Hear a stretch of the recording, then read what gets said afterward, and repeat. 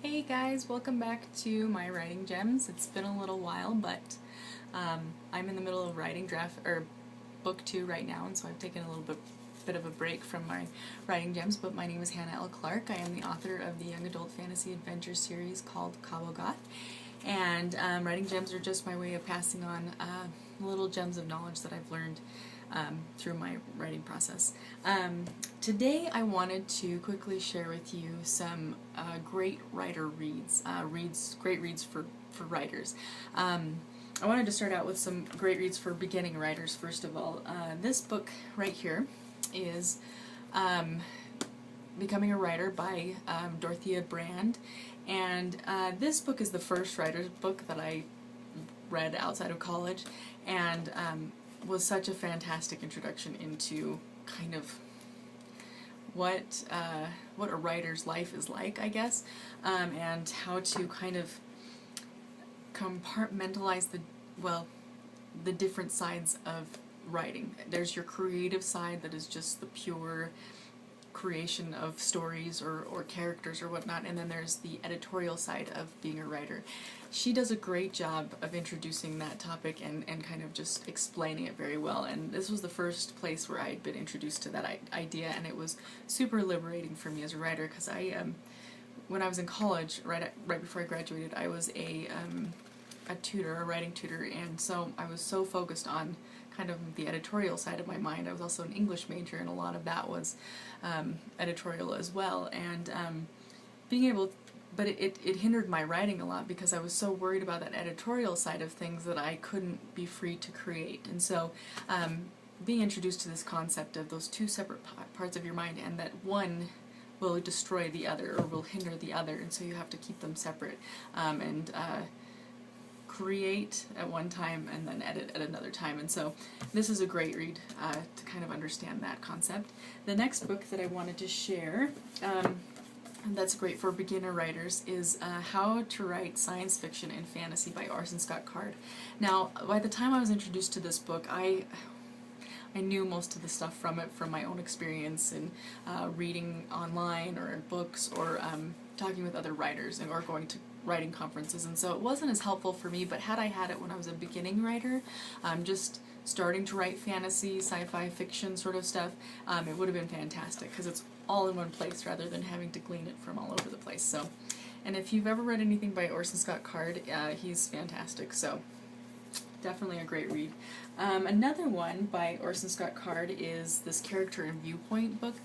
I picked this one up from, I heard about it in Writer's Digest, the magazine, and at the time was struggling to kind of really get into the cores of my characters. He does such a great job in this book of introducing interview questions for your characters, and like how to really understand the deep motives of your characters, and how to show that to your reader rather than telling your reader, and how to make them very round characters rather than flat characters.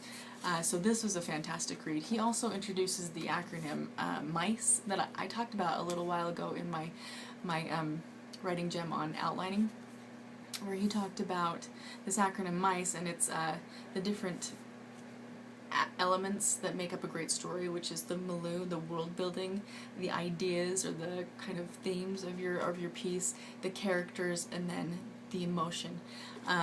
So that was a great thing to learn about as well, so that you can kind of, as a writer, being balanced in each of those areas and is what makes a really great book. And so understanding those 4 areas was really helpful to me. So Character and Viewpoint by Orson Scott Card. Another book that I came across, I was told, one of my really good writing friends told me about this book.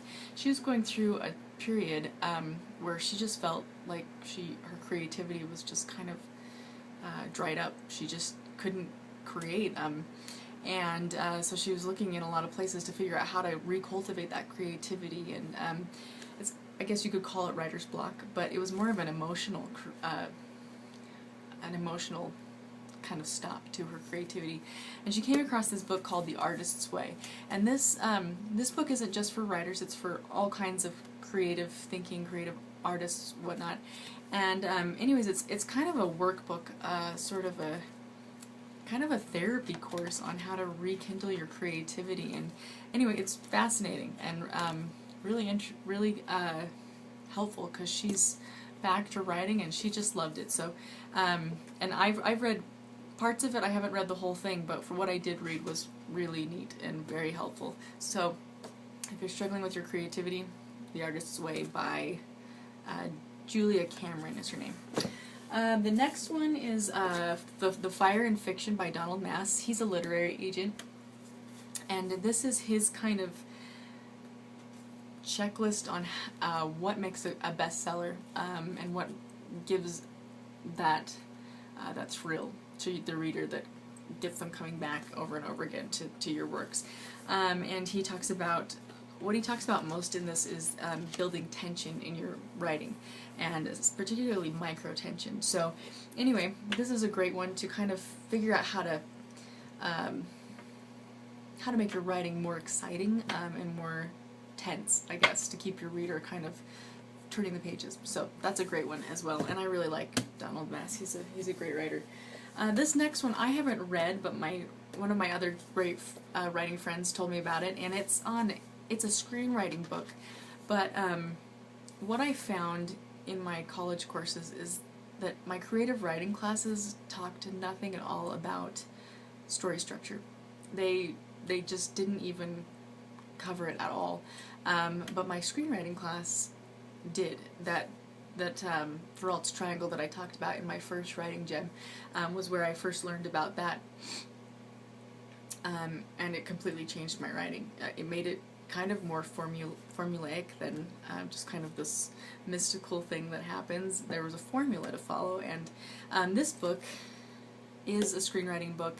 It focuses on that, but there's a lot of other concepts in it that she talked about that were really, really neat. So anyway, I haven't read it, but I'm just passing on the word on that one. I've got two more here. This book it's called Story by Robert McKee. Is awesome. It was also written for screenwriting and playwriting, but everything in here is absolutely applicable to writing a novel. It's kind of thick, but totally worth the read. He talks a lot about story structure and style, and talks about getting substance in your writing. So it's, just making it deeper and fuller and richer. And it was awesome. Great read.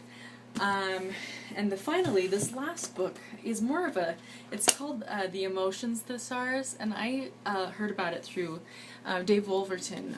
Does these daily kick in the pants that he sends out, kind of a newsletter every day, and he talked about this book, and I ordered it because it sounded awesome, and I was having major trouble showing the emotion of my characters at the time.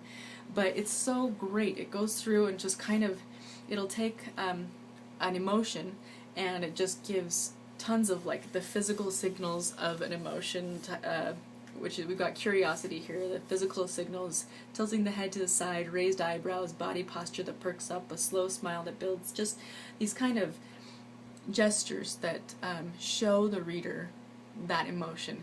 And she goes through, or there's actually two here, Angela Ackerman and Becca Puglisi wrote this book, and they go through almost all emotions that your characters are going to be feeling and needing to show. And anyway, it's just a great way to kind of get unstuck when you're just, it's easy when you're writing a first draft or whatever to just keep on using the same show method for a certain emotion, but this kind of gives you a way to toss things up and make your characters more versatile and round in their portrayal of emotion. So anyway, really cool book. I will use this forever.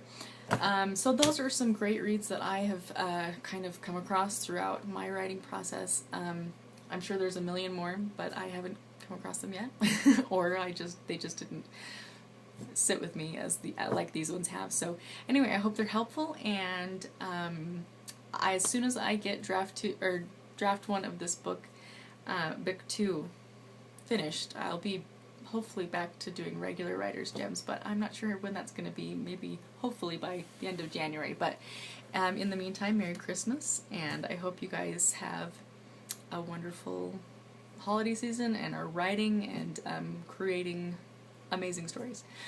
So anyway, thank you for stopping by, and we'll see you guys next time.